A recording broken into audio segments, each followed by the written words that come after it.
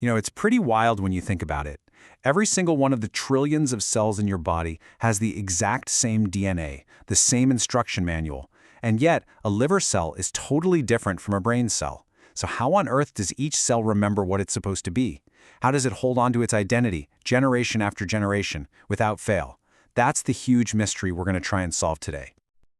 Right, let's just put it out there. How does a liver cell, after it divides for the 1,000th time, know to keep being a liver cell? How does it not just, get confused and think it's supposed to be a neuron firing off signals? The secret, it turns out, isn't actually in the DNA code itself. It's hidden somewhere else. The name for this whole process is epigenetic memory. The best way to think about it is like a layer of information sitting on top of your genes. So if your DNA is the book, epigenetics are all the sticky notes and highlighter marks that tell the cell which sentences to read and which ones to skip. And all this memory, all these notes, are stored in something called chromatin, the stuff that packages our DNA. For a long time, scientists figured these sticky notes were tiny chemical tags, or marks, that get attached to the chromatin. They basically act like little on-off switches for genes, so it made perfect sense that these were the things carrying the memory. I mean, they were the prime suspects in this biological mystery. But like any good mystery, the case had a major, fatal flaw. And this is where the story gets really, really good. Because it turns out, trying to use these little chemical marks for long-term memory is kind of like writing a message in the sand at the beach. The whole system is just fundamentally unstable. And the case for marks being the sole memory keepers, well, it went completely cold. The difference here is just night and day. When a cell divides, the DNA makes a nearly perfect copy of itself. It's a beautiful, high-fidelity process. But those epigenetic marks? It's a total mess. When the DNA splits and copies, the marks get diluted by half, and they're just sort of randomly sprinkled between the two new DNA strands. It's incredibly sloppy and unreliable. And just how unreliable are we talking? Well, get this. Even for the most stable, most robust marks we know of, you can expect errors to pop up at any single spot within just 15 cell divisions. 15! For a memory system that's supposed to last your entire life, that's nothing. It became pretty clear this simple idea couldn't possibly be the whole story.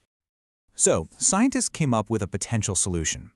They thought, okay, what if the marks that are left over after division act like little beacons? Maybe they call in enzymes to come and paint new marks onto the blank spots, filling in all the gaps.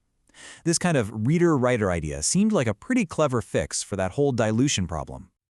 But when they actually modeled this out, they ran straight into a brick wall. A huge one. It's called the all-or-none problem. Here's the deal. If the mark spreading was too slow, the marks would just get washed away faster than they could be replaced. Game over. But if the spreading was too fast, they wouldn't just fill in the gaps, they'd spread like wildfire across the entire genome, painting everything the same color. Yeah, it was a dead end. This quote from the researchers just sums it up perfectly. There was just no sweet spot in the middle. This simple linear spreading idea could never, ever faithfully maintain a specific pattern of marks. It was all or nothing.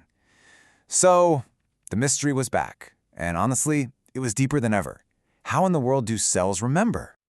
But then a brand new clue popped up, and it totally changed the game. The problem, it turned out, wasn't really with the marks themselves. The problem was that scientists were thinking about the whole thing in one dimension, like a straight line, when they really should have been looking at it in 3D. And here's the massive breakthrough. The secret to this stable memory isn't just the marks. It's the physical 3D shape the genome folds itself into. See, chromatin isn't a long, boring string. It's a dynamic, crumpled-up structure. And this folding can bring parts of the DNA that are super far apart in the string into direct physical contact with each other.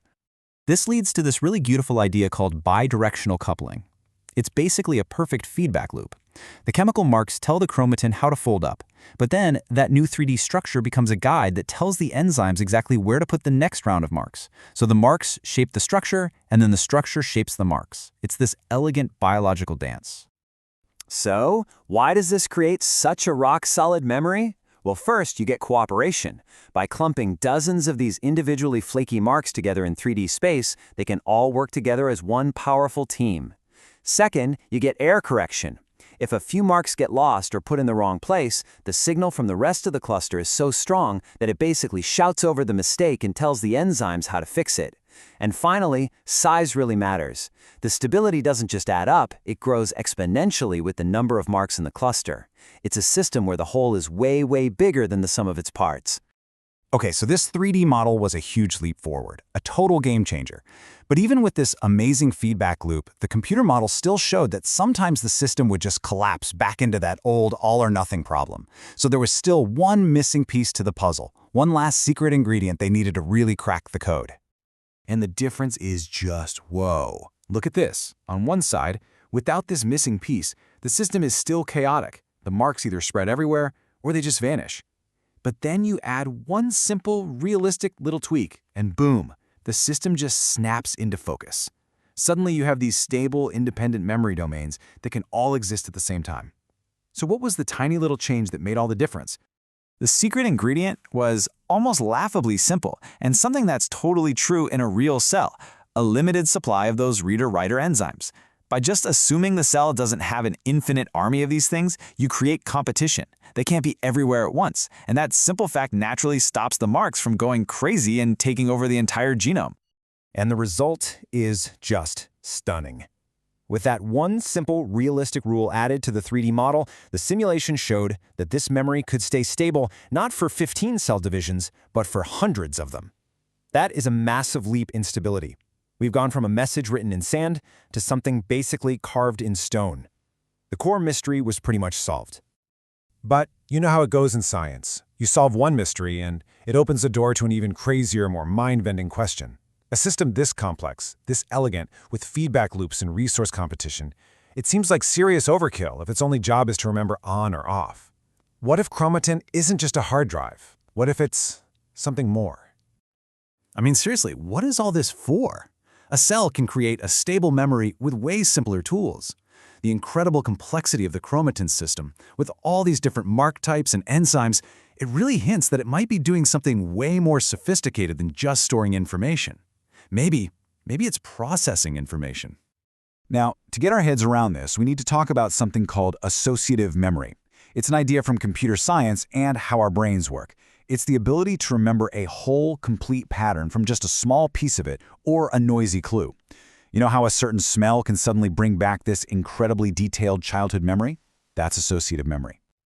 And this is the absolutely wild part. Researchers noticed that this whole chromatin memory system looks shockingly similar to a classic AI model called a Hopfield network. A Hopfield network learns patterns by making the connections between its little nodes stronger. And our chromatin system? It seems to learn a pattern by making the 3D physical connections between its marked-up regions stronger. The analogy is almost perfect. The epigenetic marks, they're like the individual bits of memory, the nodes in the network. The physical 3D contacts from all that folding, those are the connections, basically the synapses between the nodes. And the whole process of remembering something, well, that's the dynamic spreading of marks through this 3D structure. It's like our cells have their own little biological neural network inside them. And what this all implies, it changes everything. It suggests our cells aren't just memorizing one single job description. Instead, they might be learning an entire collection of possible identities, a whole repertoire of states. They could be holding on to multiple patterns at once, ready to pull up the right one based on whatever new signals they get from the world around them. Which leaves us with this final, really provocative question. If our cells can store all these different patterns and pull up the right one from just a tiny clue, are they just passively remembering who they are? Or are they actively learning and adapting in a way we're just now starting to even comprehend? The computer inside each of our cells might be so much more powerful than we ever imagined.